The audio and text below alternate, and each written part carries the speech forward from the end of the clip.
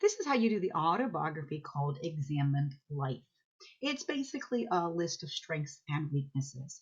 What you would do is divide a sheet of paper in half, or for those of you that are doing it in Google Slides, you have two slides, two sections of your slide. On one side, there's a list of the best things about yourself, and on the other side is your list of your greatest faults. Your good side must be as long as your bad side, so you need 10 or more per side. Note that, like everyone else in this world, you have a combination of desirable and undesirable traits.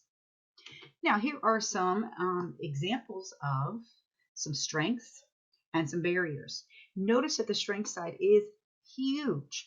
This side actually goes beyond the slide, and you can get a good look at it because there are some links available for this.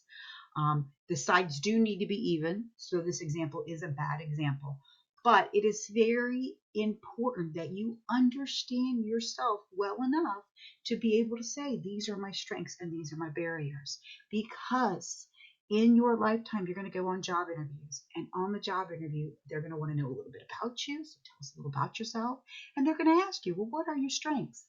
But they are going to also probably take the time to say, what are your barriers? And you need to be honest about these barriers. But you also need to think about the barriers that you do have and how maybe they can be a benefit to you, or how maybe you're working to improve on them.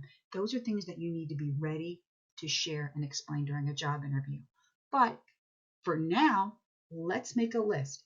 At least 10 strengths and 10 barriers. If you can come up with more, by all means, it's a good way to self-reflect.